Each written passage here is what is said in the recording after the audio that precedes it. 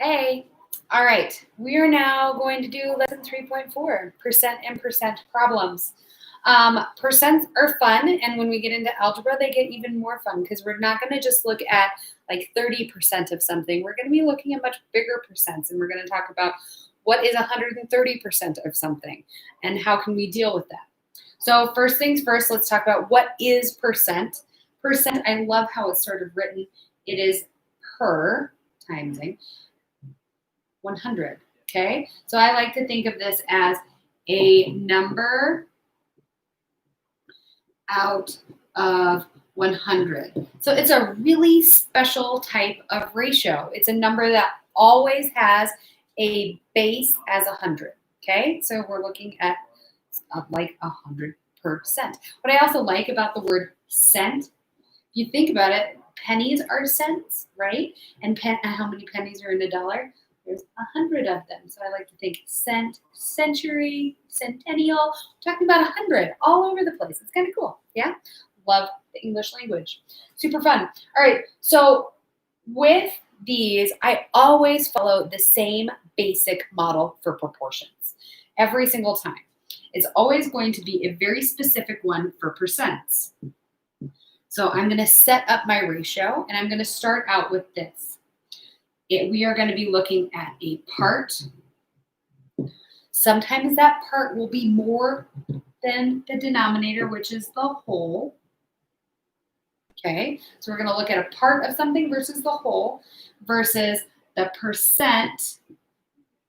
Yeah, percent. So like whatever that number is. And we're actually going to write it as percent. So we're going to be looking, if we are talking about 34%, we're going to write 34 there. Okay, or I'm not going to turn it into a decimal. I'm going to write 34. And then I'm going to put that over the number 100 because every percent is a number out of 100. So here's my number out of 100. Cool? Cool. So now let's look at this and see what this all means in the context of percents and percent problems.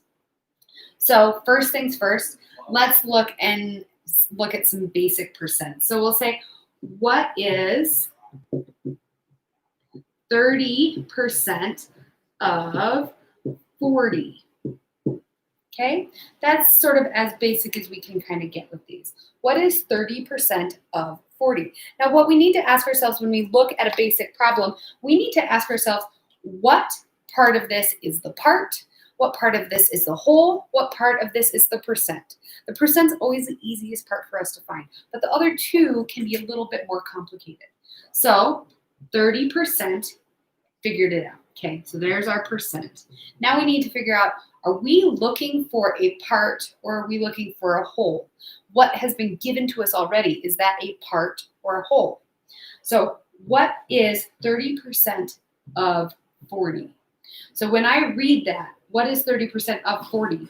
Of 40 is telling me that this right here is the whole. So what number is 30% of 40? So if I were looking at a box of 40 balls or something like that, 30% of those balls is what I need to figure out. That means I'm looking at part of something that is much bigger, of 40 balls. Yeah, so my whole is 40.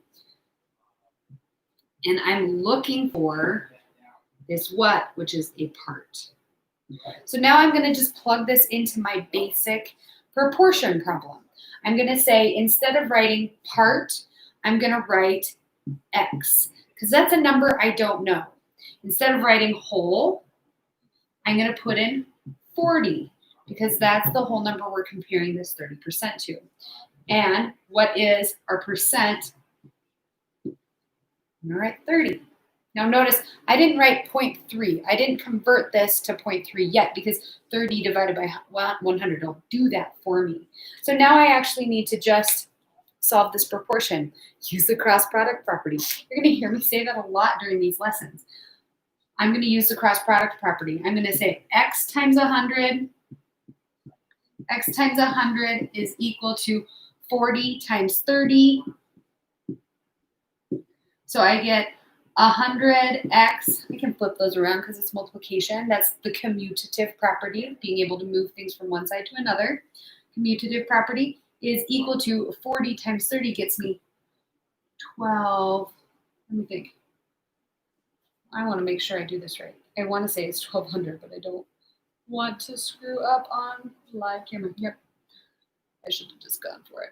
100 times x is equal to 1200. Now we're going to divide by 100.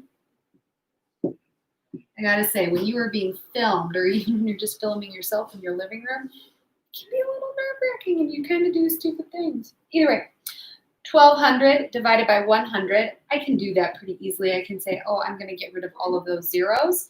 They cross out. That means I just have 12 left over. So 12 is my answer. So 12. What number is 30% of 40? 12 is. Cool. We did it. We used our percent problem.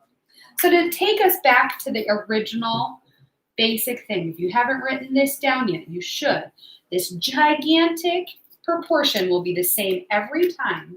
To take us back there, and what you can use for every single one of your percent problems is this. What part is compared to what whole versus what percent is compared to 100? Cool? Part to whole equals percent over 100. Every single time. Percents are amazing like that. Cool? Cool. Check out the next video for a couple more practice problems and something for looking at a situation where we have over 100% that we're comparing. Cool? All right, bye.